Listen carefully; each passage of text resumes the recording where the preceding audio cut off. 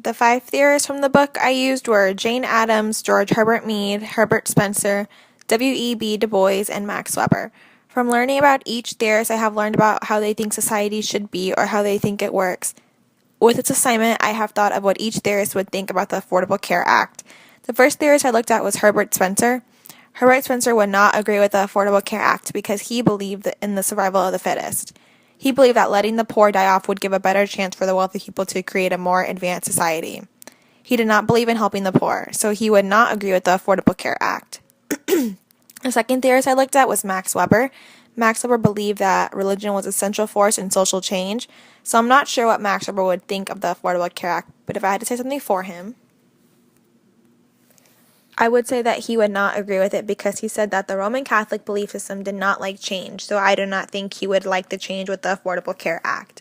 The next theorist I looked at was W.E.B. Du Bois. W.E.B. Du Bois believed that the African American people should be treated equal to the whites, even after he had equal education and degrees as white people. He was still treated different just by the color of his skin. I think that W.E.B. Du Bois would agree with the Affordable Care Act because he would want everyone to have equal opportunity and for everyone to have some kind of health care. He believed in equality. The next theorist I looked at was George Herbert Mead. With George Herbert Mead, I'm not sure what he would think of the Affordable Care Act. He believed in society works off of symbols and that's how people communicate with each other. If I had to speak for him, I would say that he would disagree because then we would not know who is on Medicaid and who isn't if everyone was insured. He said we understand everything through symbols. So, how would we know if they are poor and uninsured or if they are insured? The last theorist I looked at was Jane Addams. Jane Addams believed that we should help the poor immigrants, the sick, and the aged. So, she also co-founded the American Civil Liberties Union and campaigned against child labor laws. I think Jane Addams would agree with the Affordable Care Act. She would want the poor, elderly, sick, immigrants to get help and be able to get medication, and the Affordable Care Act will help them.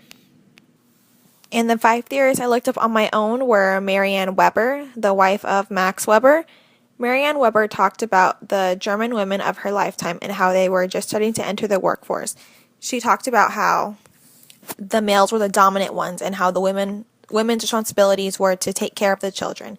She also wrote about how in this new exposure of women to the outside world led to shifting gender-based power dynamics within the household.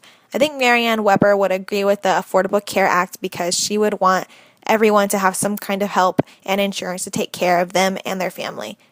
Also for the women who were just starting to enter the workforce. The second theorist I looked up was John Stuart Mill.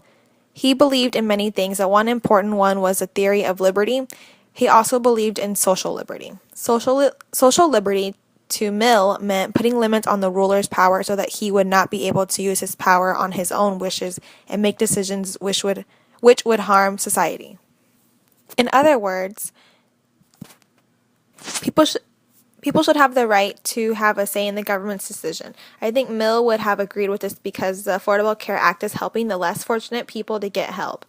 I don't think that Mill would want it, that it would think it would be harming society.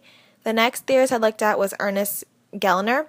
Ernest Gellner believed in many things just like John Mill, but Gellner believed in nationalism. Nationalism only appeared, and Gellner argues, became a sociological necessity in the modern world. But in modern world society, work becomes technical. One must operate a machine and learn there is a need for impersonal, context-free communication. I think that he would agree with this because the Affordable Care Act will help people get jobs and give them a better opportunity to get a better job. In my opinion, I think the Affordable Care Act is okay. I think it is helping the less fortunate people and they don't have to have it, but at least it's there if they want it.